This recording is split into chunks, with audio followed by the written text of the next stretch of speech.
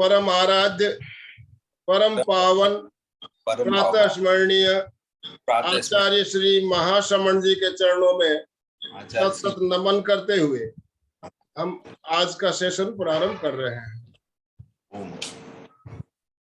त्रिपदी वंदना। वंदे अरहं, वंदे गुरुवरं, वंदे सत्यं।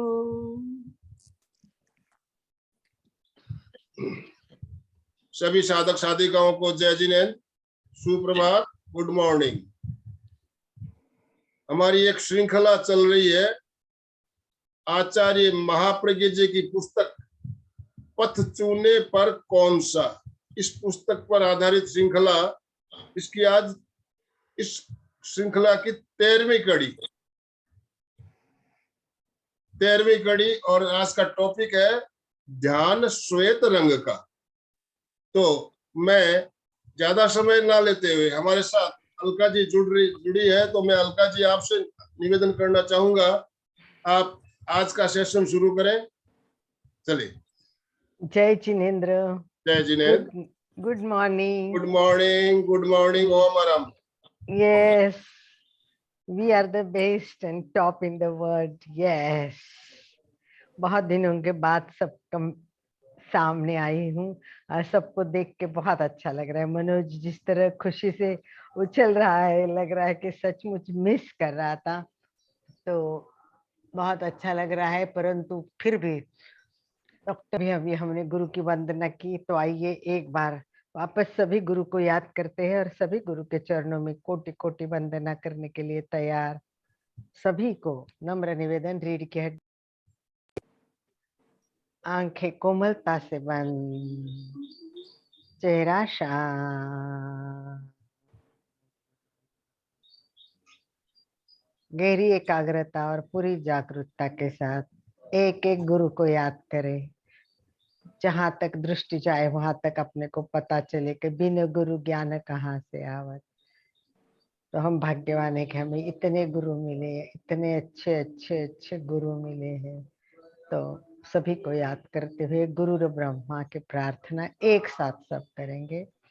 गुरुर ब्रह्मा गुरुर विष्णु गुरुर्देवो महेश्वरः गुरु साक्षात् परब्रह्म तस्मै श्री गुरवे नमः। गुरवे नमः। गुरवे नमः। कंप्यूटर गुरु को भी याद करें, उसको भी हम नमस्कार करें, जिसने हमें जोड़ा है, कहाँ से कहाँ और कहाँ किस तरह हमें जुड़ी है स्माइली फेसेस के साथ। पथ चुने पर कौन सा, बहुत कठिन प्रश्न होता है। रास्ते अनेक होते हैं, पर्याय बहुत होते हैं, इसीलिए मैं हमेशा कहती हूँ विकल्प बहुत है भटकाने के लिए, विकल्प बहुत है भटकाने के लिए, एक संकल्प काफी है जीवन को उजागर करने के लिए। प्रश्न वो है कि हमारा वो जो एक संकल्प है वो कौन सा होना चाहिए, कहाँ क्या करना चाहिए। तो पथ चुने पर कौन सा, इसमें आज देखते हैं कि दो रास्ते तो सबके सामने हैं, सबके सामने, मतलब इंसान को क्या सब, तो वो रास्ते को में से एक चुनना है, एक चुनना है। कैसे कैसे चुनना है, कौन से दो पथ इसमें। तो सबसे पहले भगवान महावीर ने हमें एक महत्वपूर्ण संदेश दिया है, उसको याद करना है। ये दो पथ में से एक पथ चुनने के लिए हमें भगवान महावीर का वो संदेश सुनना, जानना बहुत जरूरी है। और वो सब हम लोग रोज उस संकल्प को, उस संदेश को रोज रोज हम बोलते भी है। हमारा परीक्षा ध्यान होता है तब उसका उच्चारण भी करते हैं। तो क्या है वो संदेश जिससे हम सच्चे मार्ग तक पहुंच सकते हैं, बताइए। लिख सकते हो। कौन सा ये संदेश है कि जो प्रेक्षा ध्यान में दिया हुआ है और हम रोज कर रहे हैं, और दो पथ में से या अनेक विकल्पों में से एक चूज करने के लिए ये संदेश हमारे काम आएगा। कौन सा है ये संदेश, बताइए। संदेश ये है, हर समस्या का समाधान पाना है तो हमें यही करना पड़ेगा। वो कौन सा, अपना सच में से जा। इसका मतलब स्वयं का सत्य स्वयं को खोजो। जब अपने आप को नहीं जानोगे, अपने आप को नहीं खोजोगे, तो समाधान कैसे मिलेगा, रास्ता कैसे मिलेगा। देखो, दो कारण होते हैं, खोज करने के दो कारण होते हैं। एक क्या होता है, उपादान होता है। एक क्या होता है, उपादान होता है, और एक होता है निमित्त। तो दो कारण है, उपादान कारण है और निमित्त कारण है। अब समस्या दुख का निर्माण होता है, राइट। हमें आज दुख को दूर करना है, तो दुख का निर्माण होता है। दुख क्या है, दुख की समस्या का उपादान क्या है, सुख का उपादान क्या है, और इनका निमित्त क्या है। अगर ये दो बातें नहीं समझेंगे कि हम उल्टे उल्टे रहेंगे। हिंसा बहुत हो गई, हिंसा हिंसा हिंसा, हिंसा से इतना नुकसान है, हिंसा। अरे हिंसा हिंसा मतलब निमित्त को बात करते रहेंगे। आज इतने को बंदूक मारी, इसने इतने को मारा, आज आत्महत्या, हिंसा हिंसा। परंतु उसका मूल कारण क्या है, उपादान क्या है, क्यों हो रहे हिंसा, ये जब तक हम नहीं समझेंगे तब तक हम आगे नहीं बढ़ सकते। इसीलिए हमें क्या करना है कि हम आज समझने की कोशिश करनी है कि हमारे सुख दुख में उपादान क्या है और निमित्त क्या है।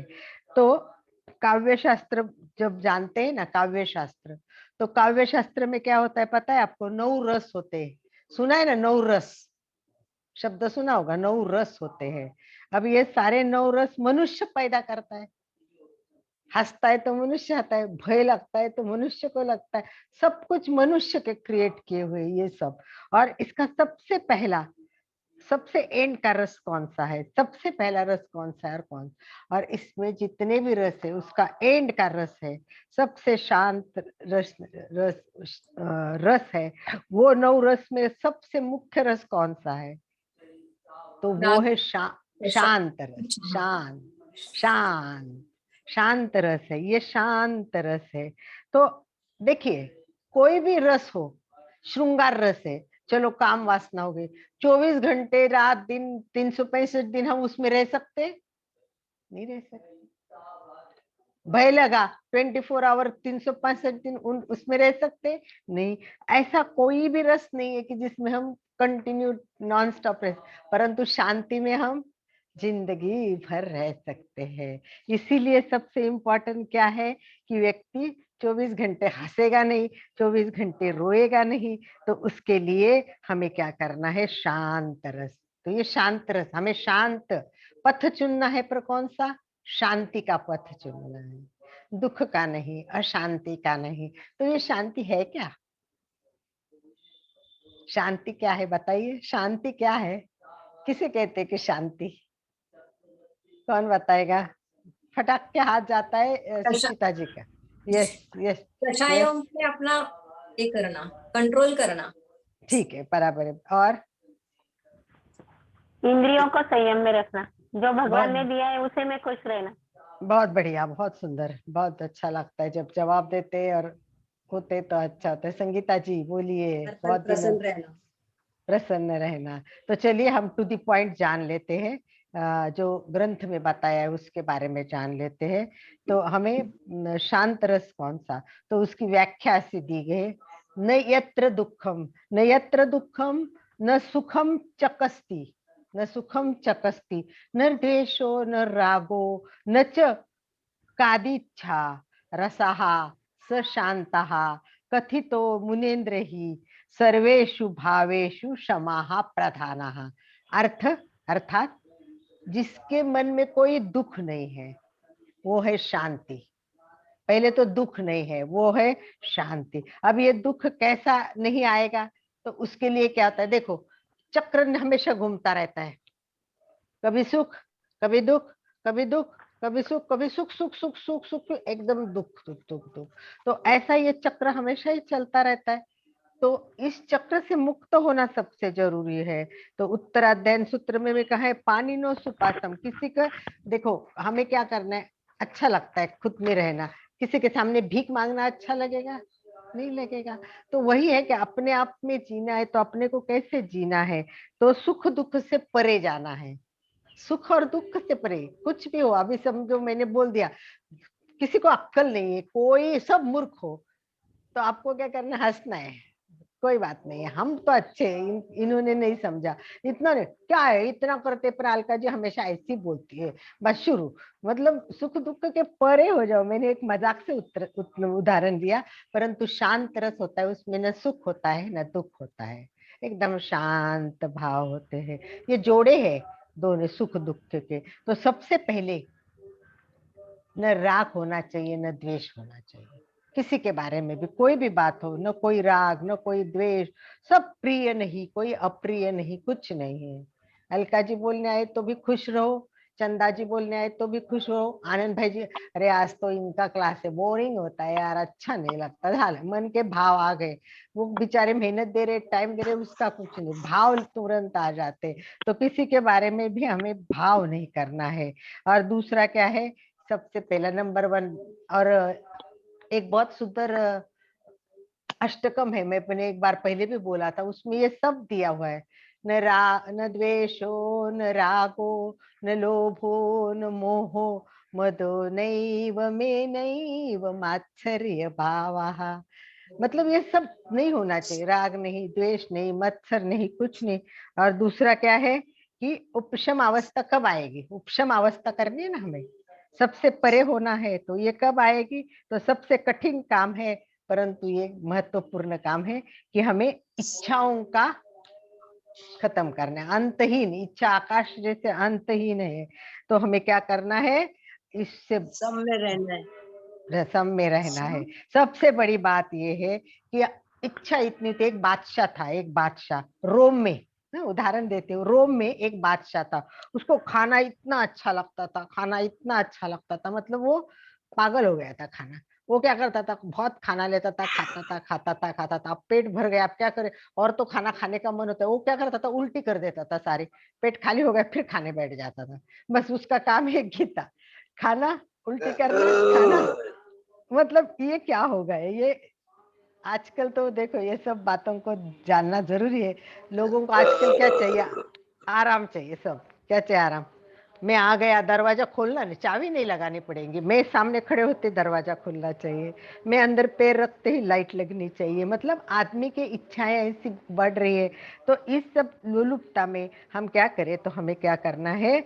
सबसे प्रिय अप्रिय इच्छाएं नहीं रखनी है, जो है उसमें खुश रहना है। सबसे बड़ा धन क्या होता है उसको समझना है। उदाहरण के लिए मैं बताती हूँ, ये उदाहरण पुराना है, शायद मैंने कभी दिया होगा, कि एक साधु के पास एक गृहस्थ आता है और वो बोलता है कि मुझे धन चाहिए, बहुत धन चाहिए मुझे, तो आप मुझे कुछ वरदान दीजिए, कुछ मार्ग दिखाइए कि मैं क्या करूं तो मुझे धन मिलेगा। तो वो बोलता है कि मेरे पास तो धन है ही नहीं। तो बोले नहीं, आप रास्ता तो बता सकते हैं, आपके पास सब कुछ है, तो आप तो दे सकते, मुझे ज्ञान तो दे सकते हो कि कैसा धन मिलेगा। तो वो हंसता है, ठीक है, बोले एक काम कर, सामने पत्थर पड़ा है, उसको ले जा तू। तो बोले कि क्या करना है मेरे को पत्थर का? तो बोले जिनके घर पे आवाज है ना, प्लीज अपना उर्मिला जी बंद कीजिए अपना, और हाँ बैकग्राउंड में आवाज आती है तो अपने अपने म्यूट रखिए। तो उसने बोला कि वो पत्थर पारसमणि है। वाह, वो इतना खुश हुआ, पारसमणि है, दौड़ के गया, हाँ अब तो सारा धन ही धन, सब सोना कर दूंगा। पारसमणि उठाया, भागने लगा कि आप कब सोना करूंगा। रास्ते में कहीं रुक गया, बोले मेरे को तो फंसाया, बोले संत ने, ये तो गलत बात है। बोले तो फिर वापस दौड़ के आया, संत को बोला कि आपने मुझे फंसाया है। बोले क्या फंसाया? मैंने तो, तुमने मांगा तो दे दिया, पारस दे दिया, फिर क्या प्रॉब्लम है? बोले नहीं, आपने मुझे ठगाया है। बोले कैसे ठगाया है? तो बोले आपने पारस मनी फेंका, पारस पत्थर फेंक दिया, इसका मतलब आपके पास पारस से, पत्थर से कोई बहुत अच्छा ज्ञान होगा या कुछ बड़ा धन होगा, इतना बड़ा धन छोड़ दिया, इसका मतलब कुछ तो है और मुझे वही चाहिए। फिर साधु संत बोले बिल्कुल सही है, आ जाओ, अब तुम धन लेने के लायक हो गए, अब मेरे साथ रहो।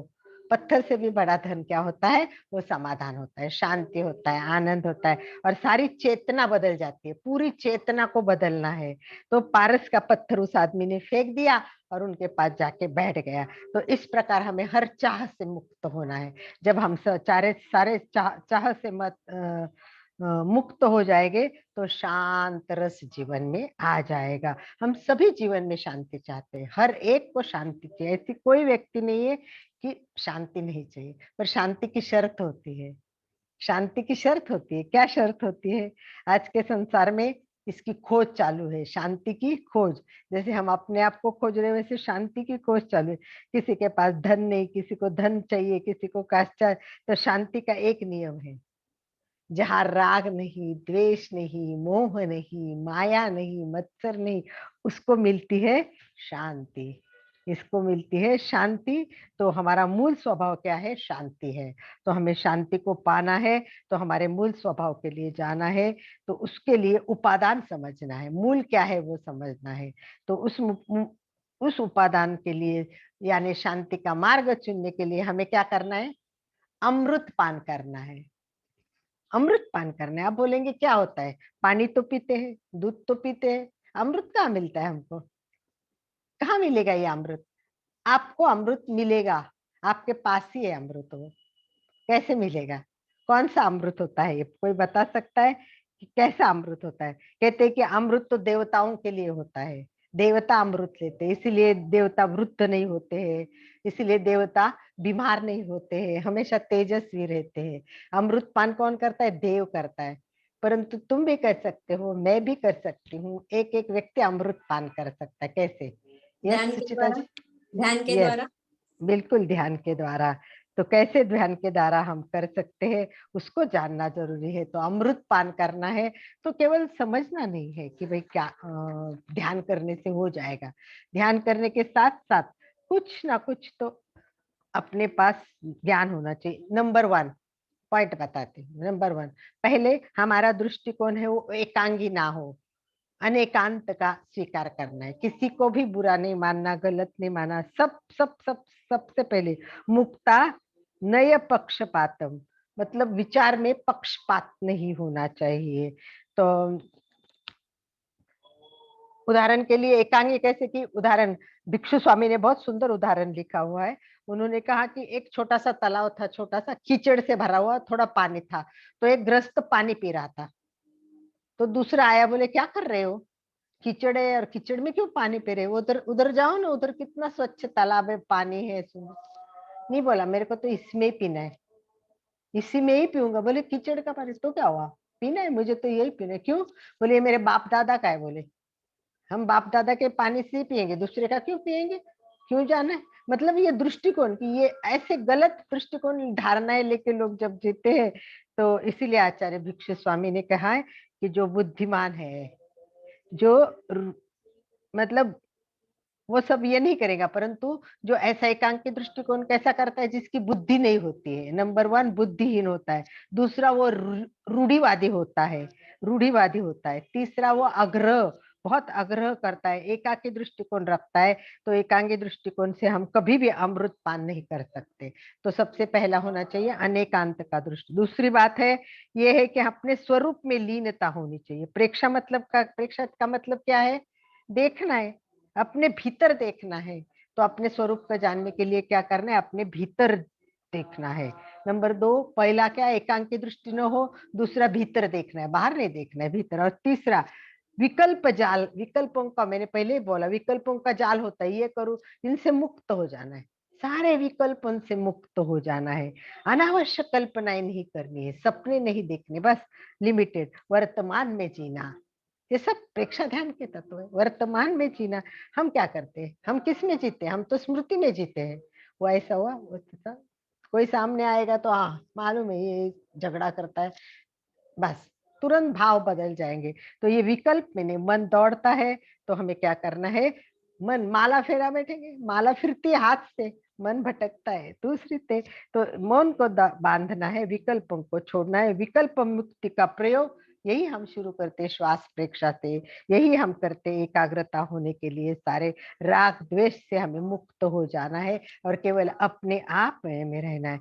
तो प्रेक्षा ध्यान के 3 प्रयोग, मतलब 3 बातें बताइए मुख्य प्रेक्षा ध्यान में कि अमृतपान कौन करेगा। प्रेक्षा ध्यान तो करता है, परंतु साथ में ये 3 बातें जो अपने स्वरूप में, अपने आप में अंदर लीन रहेगा। नंबर 1, खुद के स्वरूप में, बाहर की ओर देखता है परंतु उसका कुछ पता ही नहीं चला, क्या खाली नजर वहां है, मन नहीं है। मन कहाँ है? अपने आप में है। तो भीतर झांकता है, वो अमृतपान कर सकता है। नंबर 2, विकल्पन से मुक्त होता है, मतलब वर्तमान में जीता है, वो अमृतपान कर सकता है। और जो व्यक्ति है वो केवल केवल एंड केवल जब ध्यान उसी क्षण उसी में रहेगा, ध्यान कराए तो ध्यान में ही रहता है। कोई अतीत की यादें नहीं, कोई कलह नहीं, कुछ भी नहीं है, झगड़े नहीं, स्मृति नहीं, बस मस्त मस्त मस्त, स्वस्थ स्वस्थ स्वस्थ। ऐसे रहोगे तो आप अमृतपान जरूर करेंगे। तो मोहनीय कर्म बहुत आदमी को खींचती है, तो ये मोहनीय कर्म के साथ नहीं जीना है। तो भगवान महावीर ने भी ये सारे विचार किए हैं संघ के लिए भी। तो आवश्यक चिंता न करते हुए क्या करना है? विचार का संयम, वाणी का संयम, अनावश्यक चिंता को रोकना, स्मृति को रोकना, अकेला रहना सीखो, अकेला रहना सीखो। जब तक अकेला रहना नहीं सीखेगा तो हम आदमी सामने वालों को सोचता रहेगा। पंचतंत्र में कहानी है, शेर को गुस्सा आया, उसको बोला कि नीचे जो शेर है ना वो तुमसे भारी है। अपना प्रतिबिंब देख के गुस्सा आ गया और कूद गया। मतलब अपने में नहीं रहता, वो दूसरों को देखता है, प्रतिबिंब को भी देखता है। तो इसीलिए प्रेक्षा ध्यान का मूल पकड़ो, प्रेक्षा ध्यान का मूल पकड़ो। अकेला रहना सीखो, अकेला जीना सीखो, अकेला बनना सीखो। मतलब हिमालय में जाके नहीं बैठना है अकेला, रूम में अपने आप को बंद करके नहीं बैठना है। क्या करना है? अनावश्यक श्रुति, कल्पना, चिंतन, इन सब से दूर हो जाना है। तो आइए हम एक काम करते, एक कैसा ध्यान, कितना ध्यान होता है। तो एक उदाहरण दिया है प्रेक्षा ध्यान के। एक बहुत बड़े साधक थे, ध्यान से सुनना, बहुत बड़े साधक थे, उनका नाम भी दिया दत्ता साहब। वो बंगाल से थे, वो भारत सरकार के डायरेक्टर जनरल भी थे। देखो इतना बड़ा व्यक्ति था, सरकार का डायरेक्टर जनरल भी था वो, टंगसाल मिंट का सरकार का। वो बहुत बहुत ऐसा विद्वान था, वो बार बार प्रेक्षा शिविर में आता था। ध्यान से सुनना, जो बार बार प्रेक्षा शिविर में आता था और वो ध्यान लगा के बैठता। तो उसने कहा एक दिन मैं जैसे ध्यान लगाने बैठा, पता नहीं कितना समय गया, मुझे तो कुछ पता भी नहीं चला कितना समय ध्यान। और मैं जगा तो मेरा पूरे शरीर पर चिंटियां चढ़ी हुई थी, पूरा मेरा शरीर चिंटियों से भर गया था। तो उसने गुरुदेव को पूछा कि जैसे मेरा ध्यान पूरा हो गया, मैं आंखें खोले तो सारी चिंटियां उतर के जाने लगी, सभी की सभी चिंटियां उतर के जाने लगी। बोले कैसे, ऐसे क्यों हुआ? तब आचार्य महाप्रज्ञ जी ने उनको कहा कि ध्यान के काल में, सही ध्यान होता है तब शरीर में एक सुगंध पैदा होती है। इतना सुंदर होता है जब ध्यान होता है, तो शरीर में इतनी सुगंध होती है कि सारी चिंटियां आ जाती है और चढ़ जाती है, वो सुगंध की ओर आकर्षित होती है। तो इस प्रकार शरीर में कभी चंदन की सुगंध आती है, कभी फूलों की सुगंध आती है। तो हमने देखा है कि चिंटियों को गंध बहुत प्रिय है। तो इस प्रकार अमृत पान करना है तो इतना इन्वॉल्व होना है, इतना ध्यान अच्छा होना चाहिए कि कुछ पता भी नहीं चले। नहीं तो एक चिंटी के आ गई, बस हो गया हमारा ध्यान, हो गया हमारा कल्याण, बॉडी के ऊपर चिंता। तो आइए, ये सब बातें हमने जान ली। मेन हमें आज ध्यान करना है, श्वेत रंग का ध्यान करना है, मुख्य करना है हमें अरहंत का ध्यान। अरहंत पर हमने बहुत कुछ जाना है, पता नहीं मुझे अब कितने को कितना याद है। फिर अब मैं कहूंगी, प्रश्न पूछूंगी कि अरहंत क्या है। इस पर हमारा लेक्चर हुआ था, किसको याद है कैसा ध्यान करना है अरहंत का? तो कौन बताएगा मुझे कि अरहंत के ध्यान में क्या बातें ध्यान रखनी है? सब सबसे कर्मों का मैं नाश करना है, 8 कर्मों का नाश करके। नहीं, अभी हाँ, हमको सिंपल ध्यान में बैठना है अरिहंत के। तो क्या करना है? ये तो जिंदगी का काम है, अष्ट कर्मों को छोड़ना वगैरह। राग द्वेष से मुक्त होकर के यस, और श्वेत रंग का ध्यान। यस। और बताइए फिर। और का मतलब मैं पूछती क्यों हूँ, और मुझे कुछ और अपेक्षा है करेक्ट आंसर की। और आपने जो बताया वो तो बहुत बढ़िया है। अपने भीतर रहना है। बिल्कुल बिल्कुल भीतर रहना है चिंतन हमको। मनन करके समभाव में रहना है। बिल्कुल बिल्कुल सही है। तो अभी हम क्या करेंगे, सबसे पहले मेन तो क्या है कि कायोस्वर बहुत अच्छा होना चाहिए। जब तक पूरा कायोस्वर ऐसा होना चाहिए कि मैं शरीर नहीं हूं, मैं आत्मा हूँ। हाँ, ऐसा होने के बाद में एक ध्यान का प्रकार दिया है जो मुझे बहुत अच्छा लगा, मुझे इच्छा थी कि कभी करें हम। तो ये है ना, सकल कीर्ति मुनि ने एक पुस्तक लिखी है, तत्वार्थ सार दीपक। तत्वार्थ सार दीपक। तो उन्होंने क्या किया है कि ये जो एक सुंदर दर्शन दिया, उन्होंने कहा कि 8 दिशा, बराबर है ना, 8 दिशा। तो 8 दिशा का एक अष्टकमल आंखों के सामने लाना है। मैं करती हूँ, मैं कैसे करती हूँ, देखो हाथ ऐसा करती हूँ, आप करके देखिए। हाथ ऐसा कीजिए, ये कमल है? अभी काउंट करो, 3 उंगलियां 6 हो गई, करांगुली 7 और अंगूठा 8, ये अष्टकमल हो गया ना अपना। तो मैं ऐसा करती हूँ, अष्टकमल आंखों के सामने लाती हूँ कि वाह अष्टकमल आ गया। ये प्रयोग मैंने बहुत बार किया और मुझे बहुत आनंद आया, तो मैं आज आपको वो कराऊंगी। अष्टकमल करना है। तो अष्टकमल करके क्या होना है, अंदर उतरना है। अभी तुम शरीर में नहीं हो, तुम कौन हो, आत्मा हो। तो फिर क्या करो, धीरे से कमल के अंदर जाओ। तो मैं कमल के अंदर सेंटर में जाके बैठ जाती हूँ। हाँ, और फिर मैं तो करती हूँ, पूरा ध्यान करती हूँ ना, एक बार आपको कराऊंगी। अरिहंता नमो, अरिहंतानम नमो, सिद्धानम नमो, आयरिनम पर आती हूँ ना, तो मैं बोलती कि चलो चलो अब चलेंगे, आचार्य श्री जहाँ है वहां दर्शन करने जा रहे। चलो मैं छापर की ओर जा रही हूँ, मेरा छापर का रास्ता आ गया, वाह। और उसमें नमो अरिहंतानम नमो, मतलब जो शब्द है उसको बोलते जाना है। तो हम केवल आज अरिहंतानम करेंगे, एक ही अरिहंतानम, एक एक पंखुड़ी पे जाके करना है, यानी अष्ट दिशा में कल्पना करनी है कौन सा दिशा है और इसमें करनी है। और सबसे बड़ा मैंने ये भी बताया था आपको कि ध्यान में जब हम कौन सी बोलेंगे, वैखरी वाणी यानी जोर से बोलना है, नमोरियंतानम नमोरियंतानम नमोरियंतानम नमोरियंत। दूसरी फिर माध्यमा में जाना है, यानी हमें धीरे से करना है, अपने ओठ हिलते दिखेंगे, नमोरियंतानम, आवाज नहीं सुनाई देगी, अपने आप को सुनाई देगी। तो अलग अलग वाणी में नमोरियंतानम करना है और फिर मानसिक जाप करना है। तो एक थोड़ा जोर से करेंगे, एक थोड़ा हल्का सा कम करेंगे और तीसरा मानसिक जाप करेंगे। सबसे पहले अरिहंत की प्रतिमा आंखों के सामने लानी है। चलिए तैयार। कायोत्सर्ग अच्छा कराऊंगी मैं। और कायोत्सर्ग देखो ऐसा होना चाहिए, इतना कायोत्सर्ग, मतलब आजकल मुझे लगता है कि मेरे 45 मिनट जो है सामायिक के पूरे कायोत्सर्ग में जाते हैं। 45 मिनट होते तभी मुझे पता नहीं चलता, केवल कायोत्सर्ग। और एक एक पार्ट बॉडी का मेरे को ऐसा पता चलता है कि वो हो रहा है, आंखों के सामने चला जा रहा है, दिखता ही नहीं है। और फिर मेरा बिल्कुल ध्यान एक जगह होता है। तो अरिहंत को भी याद करना है ना आपको। तो चलिए, रीढ़ की हड्डी सीधी, चेहरा शांत, आंखें कोमलता से बंद करें।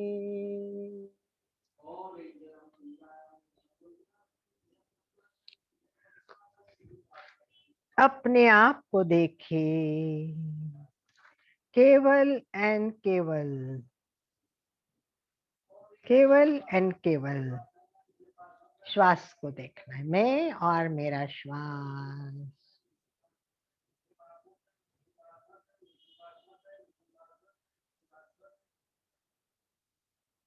कोई विचार नहीं, कोई विचार आते तो उसके ओर ध्यान न दे, केवल दृष्टा भाव से देखे। पूरे शरीर को शिथिलीकरण करना है। जब तक कायसर्ग अच्छा नहीं सदेगा, ध्यान भी अच्छा नहीं होगा। इसीलिए प्रेक्षा ध्यान में कहते हैं, प्रेक्षा ध्यान का पहला चरण है वो कायसर्ग है। और कायसर्ग इतना सदे कि हम मंत्र ध्यान करने के बाद हम रहेंगे ही नहीं, यानी अंत बिंदु भी कायसर्ग रहेगा। हम केवल अरहंत बन जाएंगे, केवल अरहंत। अरहंत क्यों बनना है, अरहंत क्यों बनना है वो भी जानना है।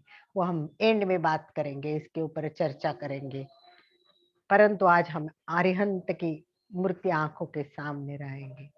तो चलिए मैं कायोस्वर की जैसे जैसे सूचना देती है, पूरी एकाग्रता, गहरी एकाग्रता, पूरी जागरूकता, चलना है, शरीर को छोड़ना है, केवल आत्मा को देखना है। चले, सूचना दे, शरीर को सूचना दे, पूरे शरीर को सूचना देनी है। शिथिलता का अनुभव भी करना है, जो सूचना देके उसका अनुभव भी करना है। मैं एक साथ दोनों पैर पे करती हूँ, ऐसे तो मैं एक एक अंगुली, एक एक पैर को अलग करती, केवल 45 मिनट मेरा कायोत्सर्ग होता है, इतना समय नहीं है, इसलिए हम एक साथ में शॉर्ट में करेंगे। सबसे पहले पैर के अंगूठे से लेके सिर तक बंद आंखों से अवयव ध्यान करें, यानी अपने मन से पैर के अंगूठे से लेके सिर तक की यात्रा करें। देखिए, देखिए कहाँ तनाव है, रुकिए जिस जहां तनाव है और छोड़ दीजिए। कंधों में तनाव है, देखिए कंधों में तनाव है, छोड़ दो ना, कंधे ढीले छोड़ दो, ढीले, रीढ़ की हड्डी सीधी करे, गर्दन को सीधी करे, तनाव मत रखो, छोड़ दो, ढीला ढीला, घुटने ढीले, पैर ढीले। चलिए, पूरी शिथिलता का अनुभव करने के लिए चित्त को दोनों पैर के अंगूठे पर ले जाए। अंगुलियां पैर की 10 अंगुलियों पर चित्त को यात्रा कराइए। तलवा, पैर का तलवा, पंजा, एड़ी, टखना, देखिए बंद आंखों के सामने पैर आने चाहिए, आ रहे पैर। और सूचना शिथिल हो जाए, छोड़ दो, पैर आपके नहीं है, छोड़ दो, दोनों पैर शिथिल शिथिल, हाँ शिथिल हो गए। पिंडली चारों तरफ से, घुटना, जांग, साथल का भाग, कटी का भाग, कमर से लेके पैर के अंगूठे तक पूरी यात्रा चित्त को ले जाए और आंखों के सामने लाइए दोनों पैर, अंगुलियां, पंजा, तलवे, पिंडली, घुटना, जांग, साथल, शिथिल शिथिल शिथिल हो गए शिथिल। वाह, छूट गया, पूरा पैर मेरे नहीं है, मैं शरीर नहीं हूँ, मैं आत्मा हूँ, मुझे आत्मा तक जाना है, शरीर का एक एक भाग छोड़ना है। चित्त को गुदद्वार पे ले आइए, चलिए अंदर, दोनों गुर्दे, दोनों किडनियां, अग्नाशय, पक्वाशय, यकृत, प्लीहा, पैंक्रिया, छोड़ दीजिए। छोटे छोटे प्रत्येक अवयव को शिथिल, शिथिलता का सुझाव दे, अनुभव करो प्रत्येक अवयव शिथिल। छोटी आंत, बड़ी आंत, पूरे आंत पे चित्त को ले जाए, घुमाए घुमाए, वाव, पूरे आंत, बड़ी आंत, छोटी आंत शिथिल हो गई। आमाशय, यकृत, अन्न नली, श्वास नली, शिथिल शिथिल शिथिल हो गए। दोनों फेफड़े अंदर जाइए, प्रत्येक वायु कोश को जगाइए, छोड़ दो, उनको बोलो उठो, नींद से उठो, शिथिल शिथिल, जागृत हो जाओ। हृदय, हृदय, वाह, 24 घंटे मेरे लिए काम करता है, विश्राम लीजिए, मैं अब शांत हो रहा हूं तो तुम्हारा काम कम हो जाएगा, मेरी श्वास की गति भी कम हो जाएगी तो तुम्हारे लिए काम कम हो जाएगा। मेरा हृदय शिथिल शिथिल शिथिल। अन्न नली, श्वास नली जहां तक गले तक जुड़ी है उसको भी शिथिल कर दीजिए। कंधे छोड़ दीजिए, दोनों कंधों को छोड़ दीजिए, तनाव तो कंधों में रहता है। चलिए, दोनों अंगूठे हाथ के, दोनों अंगूठे, अंगुलियां, तलवा, मणिबंध, कोहनी और कंधे तक चित्त की यात्रा करते करते करते छोड़ दीजिए उसको, शिथिलता का सुझाव दे एवं अनुभव करे दोनों हाथ शिथिल हो रहे, शिथिल, शिथिलता का अनुभव करे, शिथिल शिथिल, कंधे से लेके पैर के अंगूठे तक, अंगुलियों तक पूरा शरीर छूट गया है, शांत शिथिल। मैं शरीर नहीं हूँ, मैं आत्मा हूँ। हल्केपन का अनुभव करें, हल्का हल्का हल्का हो रहा है। चित्त को गले पे ले आइए, विशुद्धि केंद्र, थायराइड, पैराथायराइड। आइए, स्वर यंत्र बहुत ज्यादा काम करता है। जब हम शांत होते तो भी उसका काम विचारों का चालू रहता है। स्वर यंत्र को भी सूचना दे शांत, कोई विचार नहीं, मन शांत। स्वर यंत्र शिथिल हो गए, गले का पूरा भाग शिथिल शिथिल। टुड्डी, टुड्डी के ऊपर, नाक के नीचे, ओठों तक पूरा भाग शिथिल शिथिल। दोनों टुड्डी, चारों तरफ का भाग। दांत, अंदर के सारे पार्ट, एक एक पार्ट पे जाइए। मसूड़े, तलवे का भाग, जीभ, जीभ का अग्र भाग, ब्रह्म केंद्र, छोड़ दो शिथिल शिथिल। जीभ को अंदर अंदर अंदर अंदर, जहां तक अन्न नलिका से जुड़े वहां तक जाइए। शिथिल शिथिल शिथिल, पूरा जीभ का भाग। अगर कर सके तो जीभ उल्टी करके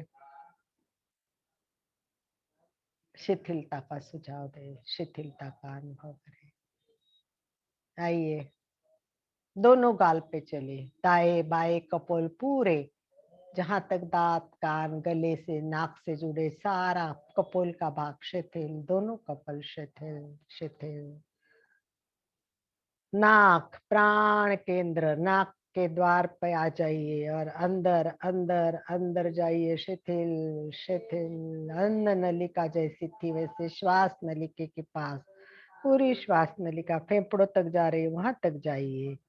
पूरा शिथिलता का अनुभव करें। शिथिल, छोड़ दो शिथिल। वाह, सारा शरीर शिथिल हो रहा है। प्राण केंद्र शरीर का शिथिल। दोनों आंख घुमाइए, चित्त को अंदर पूरे राउंड कीजिए, जहां तक नाक जुड़ा है, आंखें जुड़ी है, प्रत्येक भाग को शिथिलता का सुझाव दीजिए। हाइपोथैलेमस, पिट्यूटरी, पिनियल, सारे एक एक पर जाइए, शिथिल शिथिल अनुभव कीजिए। सम, दोनों आंखें अंदर से शिथिल, बाहर भोए, पापड़ी, पूरी चारों तरफ से आंखें, वाव, शिथिल शिथिल। दोनों कान अप्रमाद केंद्र पर, बाहर की छोटी छोटी पड़ी है काम के भाग से, पीछे आगे अंदर जाइए, कान के अंदर अंदर, जहां तक आंख से जुड़ा है, नाक से जुड़ा है, गले से जुड़ा है, विशुद्धि केंद्र से जुड़ा है, एक एक नस, जो जो पार्ट से उसको शिथिलता का सुझाव दे। दोनों कान, दोनों अप्रमाद केंद्र, दोनों चक्षु केंद्र शिथिल शिथिल शिथिल हो गए। दर्शन केंद्र पे आइए, वाह, दर्शन करें, अंदर दर्शन करें। अरिहंत भगवान आने वाले हैं, सारी जगह खाली कीजिए, अरिहंत भगवान के दर्शन करने। तीसरा नेत्र खोलना है, अंदर से भगवान की मूर्ति सामने आनी चाहिए। प्रसन्नता, आनंद के अनुभूति के साथ भगवान की मूर्ति सामने आएगी, उसके लिए तैयार। पूरा ललाट का भाग शिथिल शिथिल, दर्शन केंद्र शिथिल, शांति केंद्र शिथिल शिथिल, छूट गए साहब। ज्ञान केंद्र, मस्तिष्क का पूरा भाग, गर्दन का भाग से लेके ऊपर तक, पीछे का सारा भाग, पूरा चेहरा शिथिल, पैर के अंगूठे से लेके सिर तक शिथिल शिथिल शिथिल। वाह, छूट गया, शरीर छूट गया। शरीर है नहीं, है नहीं शरीर। मैं आत्मा हूँ, मैं आत्मा हूँ, अभी आत्मा हूँ। अरिहंत का दर्शन करेंगे, आंखों के सामने अरिहंत भगवान याद कीजिए। अरिहंत भगवान के गुण मुझे लाने हैं, अपने में गुण लाने हैं, तो याद कीजिए। जिन्होंने चार घातीय कर्म नष्ट किए हैं, जो अनंत ज्ञान, अनंत दर्शन, अनंत सुख, अनंत वीर्य के साथ साथ मोह कर्म, अंतराय कर्म सबको नष्ट करते हुए शुभ परम औदारिक शरीर में स्थित है। शुभ परम औदारिक शरीर में स्थित है वो भगवान अरिहंत, जो शुद्ध है ऐसे अरिहंत भगवान। आंखों के सामने एक चम चम चमता ऐसा भगवान का रूप आ रहा है अनादिकाल से, जिन्होंने अपने सारे कर्मों को नष्ट किया है। अरिहंत, मुझे भी यही करना है। मुझे पता है आप सिद्ध नहीं हो, मुझे भी सिद्ध बनना है, परंतु आपसे सीखना है, आप जैसा पहले बनना है। इसलिए अरिहंत का स्थान प्रथम है, सिद्धों का स्थान उच्च होने के बावजूद द्वितीय। क्यों? कि वो शरीरधारी नहीं। हमें जो ज्ञान देते हैं वो अरिहंत भगवान देंगे। परम अरहत्ता संपन्न, चार घनघाती कर्म का क्षय कर, अनंत ज्ञान, अनंत दर्शन, अनंत चरित्र, अनंत शक्ति और 8 प्रतिहार्य, इन 12 गुणों से शुभ सुशोभित मूर्ति, चमचमती मूर्ति आंखों के सामने आ रही है। 34 अतिशय, 35 वचनातिशय से युक्त धर्म तीर्थ के प्रवर्तक, वर्तमान तीर्थंकर सिमंदर आदि अरहतों को विनम्र भाव से वंदना कीजिए। आंखों के सामने है तो उन्हें वंदना कीजिए, वंदना कीजिए। श्वेत रंग, श्वेत रंग, अब ज्ञान केंद्र पर आइए। श्वेत रंग, चमचमता श्वेत रंग पूरे शरीर पे चारों तरफ श्वेत रंग फैल रहा है। अरिहंत भगवान सामने है, अरिहंत भगवान सामने। 8 दिशाओं से हमें उनको दर्शन करना है। चलिए हाथ की अपनी अष्टकमल का कर दीजिए, दोनों हाथ अष्टकमल के रूप में कीजिए। दोनों अंगूठे, दोनों करांगुलियां जुड़ी हुई है, तीनों उंगलियां, 6 उंगलियां, 8 दिशाओं में। चलिए, मेरा शरीर तो छूट गया, मैं शरीर नहीं हूँ, मैं आत्मा हूँ। मेरी आत्मा अंदर बैठ रही है, इस अष्टकमल के अंदर मैं बैठी हूँ। मेरी आत्मा, मैं शरीर नहीं हूँ, मेरी आत्मा। और अब मैं अरिहंत को दर्शन कर रही हूँ। वाह! और एक एक दिशाओं से उनको मैं वंदन कर रही हूँ। तो आइए दोनों अंगूठे पे अपने आप को केंद्रित कीजिए और सबको बोलना है, नमो अरहंतानम, नमो अरहंतानम, नमो अरहंतानम, नमो अरहंतानम, नमो अरहंतानम, नमो अरहंतानम, नमो अरहंतानम, नमो अरहंतानम, नमो अरहंतानम। आइए आइए, हमारे राइट हैंड, दाएं हाथ की पहली अंगुलियां, उस पर दर्शन कीजिए। नमो अरहंतानम, नमो अरहंतानम, नमो अरहंतानम, नमो अरहंतानम, नमो अरहंतानम, नमो अरहंतानम, नमो अरहंतानम, नमो अरहंतानम, नमो अरहंतानम। माध्यम पे जाइए, दूसरी अंगुली पे। नमो अरहंतानम, नमो अरहंतानम, नमो अरहंतानम, नमो अरहंतानम, नमो अरहंतानम, नमो अरहंतानम। आइए, तीसरी उंगली पे जाइए। अरहंत की मूर्ति दिख रही है, प्रसन्नता आनंद की अनुभूति के साथ। नमो अरहंतानम, नमो अरहंतानम, नमो अरहंतानम, नमो अरहंतानम, नमो अरहंतानम, नमो अरहंतानम, नमो अरहंतानम, नमो अरहंतानम। दोनों जुड़ी हुई करांगुली सामने अरिहंत भगवान, उनके चरणों में झुकते हुए। नमो अरहंतानम, नमो अरहंतानम, नमो अरहंतानम, नमो अरहंतानम, नमो अरहंतानम, नमो अरहंतानम, नमो अरहंतानम, नमो अरहंतानम, नमो अरहंतानम। अब हम बाएं हाथ से पहले अपन अंगुल, फर्स्ट अंगुली से आए, अब तीसरी उंगली से पहली अंगुली तक जाना है। चित्त को वहां केंद्रित कीजिए, अरहंत का दर्शन करते हुए। नमो अरहंतानम, नमो अरहंतानम, नमो अरहंतानम, नमो अरहंतानम, नमो अरहंतानम, नमो अरहंतानम, नमो हरन्तानं नमो हरन्तानं नमो हरन्तानं मध्यमा पे आ जाइए नमो हरन्तानं नमो हरन्तानं नमो हरन्तानं नमो हरन्तानं नमो हरन्तानं नमो हरन्तानं नमो हरन्तानं नमो हरन्तानं नमो हरन्तानं आइए पहले अंगुलियों पे आइए नमो हरन्तानं नमो हरन्तानं नमो हरन्तानं नमो हरन्तानं नमो हरन्तानं नमो हरन्तानं नमो हरन्तानं नमो हरन्तानं नमो हरन्तानं नमो हरन्तानं। अब धीरे धीरे एक एक बार सारे उंगलियों पे जाते हुए धीरे धीरे बोलिए नमो हरन्तानं नमो हरन्तानं नमो हरन्तानं नमो हरन्तानं नमो हरन्तानं नमो हरन्तानं नमो हरन्तानं। मन से प्रत्येक दिशा में जाते जाइए और आप मानसिक जाप करना है। कल्पना करते जाइए मैं उत्तर पश्चिम चारों आठों दिशाओं में जाके मन ही मन बोलिए नमो अरहंतानम।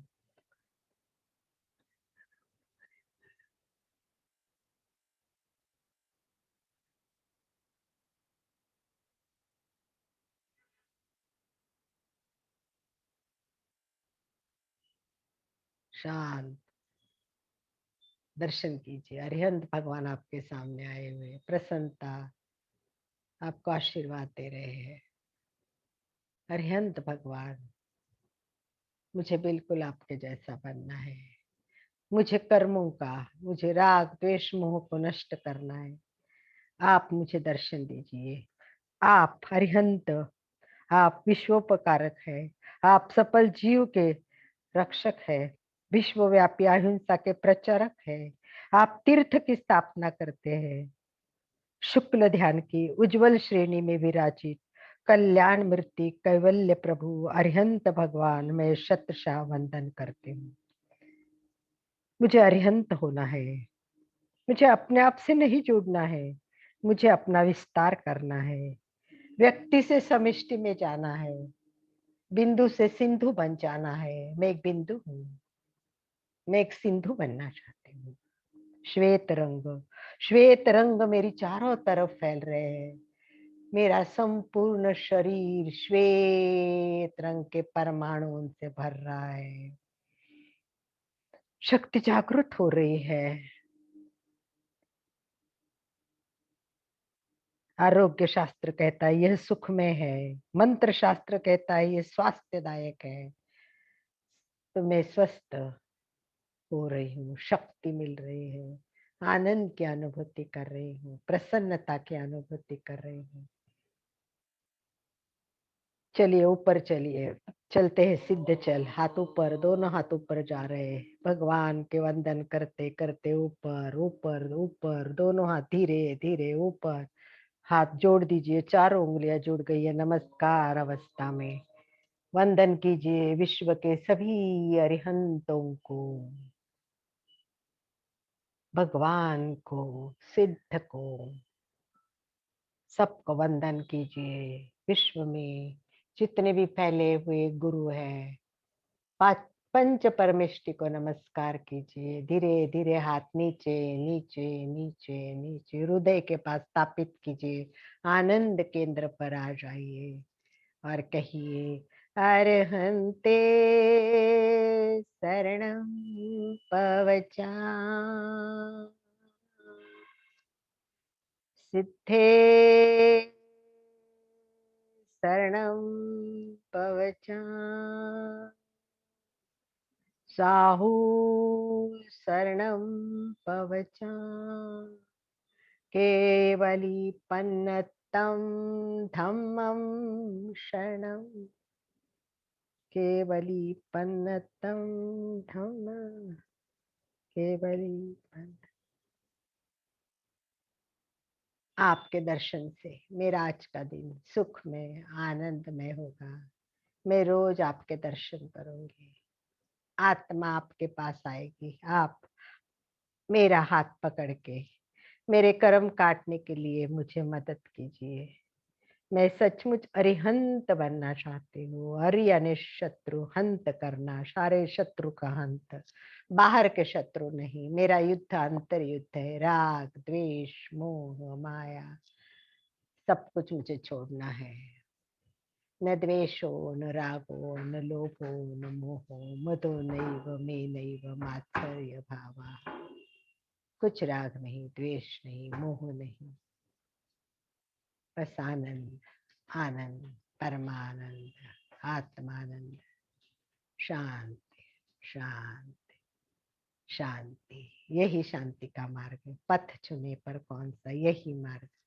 दिन रात अरिहंत का याद कीजिए, आंखों के सामने लाइए, उनके दर्शन करते जाइए और अपने शत्रुओं का नाश करने का प्रयत्न करने के लिए रोज प्रेक्षा ध्यान करें। अपने आप से जुड़े। ओम अरहम, ओम अरहम, ओम अरहम।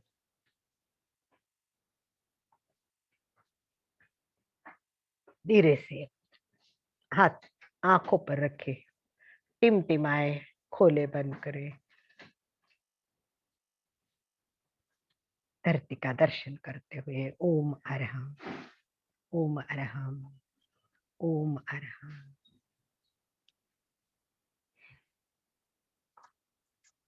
जय जिनेंद्र अलका जी, यस चंदू जी, बहुत अच्छा लगा आज का ध्यान अरिहंत का।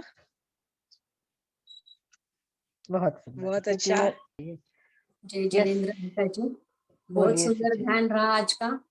जो भी ध्यान में अरिहंत की मूर्ति ऐसे जैसे 3D में होता है ना, वैसे लग रहा था कि जैसे अरिहंत की मूर्ति ही सामने आ रही है मेरे, और बहुत सुंदर दर्शन हो गए। ऐसे लग रहा था कि मानो ये ध्यान खत्म ही ना हो, इतने में बीच रम गई थी। बहुत सुंदर लगा, बहुत शांति, बहुत सुंदर।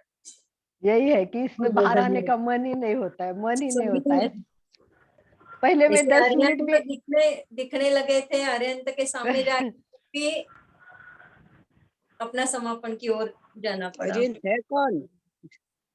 हमने तो लेक्चर दिया जो है राग एक द्वेष से अरिहंत। मुक्त है अरिहंत ना? एक हमारा अरिहंत का पूरा एक लेक्चर हुआ है, पूरा अरिहंत कौन है, तो उसमें एक एक डिटेल्स बताए गए। सबसे बड़ी बात यह है, इसमें भक्ति होती है और अनुभूति होती है, दोनों में बड़ा अजीब है। एक का लक्ष्य है साधना का केंद्र और दूसरा विश्राम। भक्ति हो जाती है तो अनुभूति हो जाती है, तो पूरा भाव जब जुड़ जाएगा तो मुझे लगता है अरिहंत का ध्यान अर्थात अपना ध्यान, अपना ध्यान। अरिहंत यानी अनुभूति का जगत प्रवेश करना है। तो ये बहुत बड़ी सब्जेक्ट है, पूरा का पूरा बहुत बड़ा विषय है ये। बहुत बहुत सुंदर लगा आज का ध्यान। हाँ, कमल पे जब हम खुद को बिठाते हैं तो हमारे फिंगर टिप पे एनर्जी महसूस हो रही थी, कंपन महसूस हो रहे थे। प्राणों के प्रकंपन वहां तक पहुंच ही जाते हैं, हाँ, क्योंकि बाह्य संसार से भीतर का संसार बहुत बड़ा है, परंतु अंदर जाने का रास्ता ही नहीं मिलता है। तो केवल प्रयत्न करना है, धीरे धीरे पूरा विश्व आंखों के सामने। मेरी फ्रेंड जब कहती वो ध्यान में उतरते, एक बार उसका लेक्चर हुआ था उषा, 8-8 घंटे मुझे पता नहीं चलता, तो मुझे सही नहीं लग रहा था, परंतु अभी जब मैं 1.5 घंटे तक मुझे होता है तब लगता है कि सही में वास्तव में ये सब हो सकता है। चलिए, तो मन को अरिहंत से संयुक्त कीजिए, अनुभव करते रहिए। अरिहंत परमात्मा एक विशुद्ध चेतना में हमें प्रवेश करना है, प्राण और चेतना का संपर्क होना चाहिए। 12 मोहनीय उदय कर्म सारे को, द्वेष को नष्ट करना है और हमें अरिहंत बनना है। इसी भाव के साथ आई थिंक समापन करना चाहिए, अगर किसी का कोई बात नहीं करनी हो तो। आज मैं चैतन्यमय हूँ, मैं मैं आनंदमय आनंदमय हूँ, मैं मैं शक्तिमय हूँ, मेरे मेरे भीतर भीतर अनंत अनंत चैतन्य चैतन्य का, अनंत अनंत आनंद आनंद का का, अनंत अनंत शक्ति शक्ति का का सागर सागर लहरा लहरा है है। का साक्षात्कार करना ही मेरे मेरे जीवन का जीवन का परम परम लक्ष्य। लक्ष्य। मंगल भावना, हमारा आज का दिन मंगलमय हो, आनंदमय हो, शांतिमय हो। इन्हीं शुभकामनाओं के साथ ओम शांति विद्योस्मि। हम सब गुरुदेव के आभारी हैं। विद्योस्मि आभारी हैं। हम सब अलका जी और आपके आभारी हैं। हम सब आपके सभी का बहुत बहुत धन्यवाद, बहुत बहुत आभार। जो भी भाई बहन हमारे साथ जुड़े सबका बहुत बहुत धन्यवाद।